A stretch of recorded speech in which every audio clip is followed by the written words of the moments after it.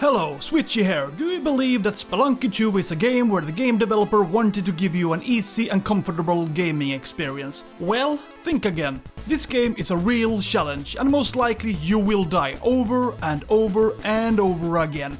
It is time to get out of the comfort zone and play a game made for real gamers. In this review we take a closer look at Spelunky 2 and see what is different this time. The game was created by Mouth and cost $20 in the Nintendo eShop. Just like in the first game, you start with a tutorial and much is the same. You use your whip to eliminate enemies, place bombs to blow up the ground, use ropes to climb and push your Joy-Con down to see what is under you. But even if you play the first Spelunky game, there are several new features. Among other things, you can ride on different mounts, for example a cave turkey or a rock dog. They have unique specialties. The cave turkey can float in the air and the rock dog shoots fireballs. An effective way to eliminate your enemies. Like the first game, you must complete 4 courses in a row before you can start creating a checkpoint. The tunnel man is exchanged for a tunnel woman, and she does nothing for free. It is certainly. I made it to the end, and as a requirement to build a tunnel, she wanted 50k. Why it must be so terribly difficult to build a checkpoint? It is ridiculous. But again, nothing in this game is easy, so I'm not surprised. It feels like there are many different environments in this game. You start by running around the classic cave, but pretty soon you're exploring in a forest-like environment, or in a Japanese-inspired world.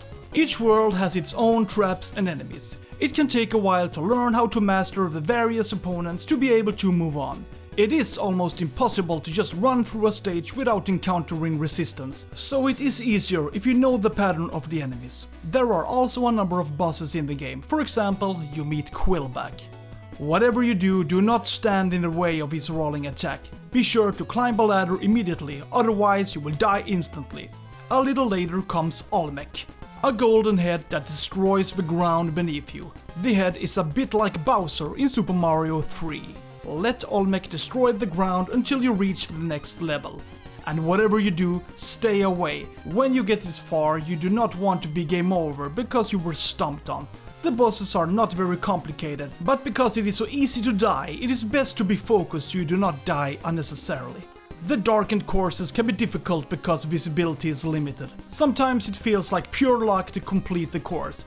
You may have an enemy right in front of you, but you do not see it. If you are unlucky, it can lead to a game over.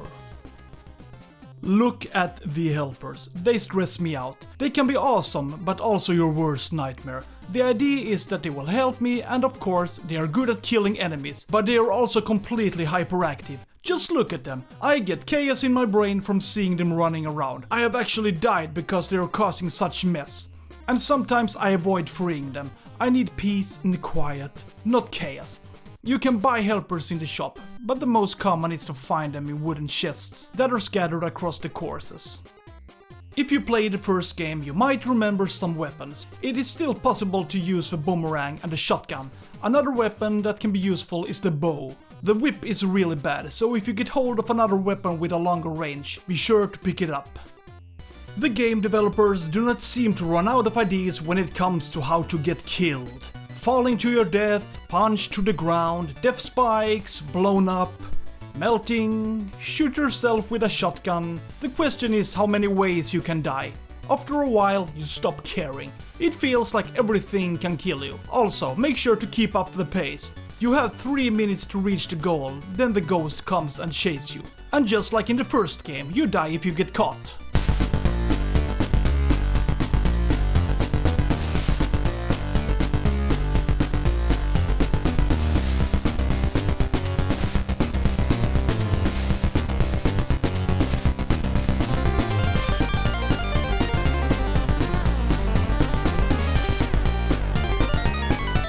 Unlike the first game, a clock is now visible on the screen.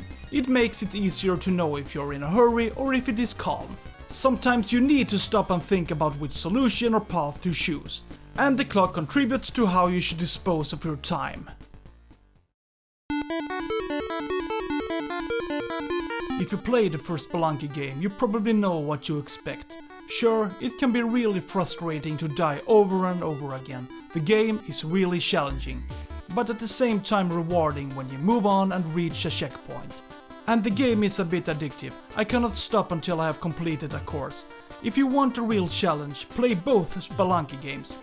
In total, they cost about $30 in Nintendo eShop. Please subscribe to my channel for future reviews, music videos and other content. Have a good day, bye.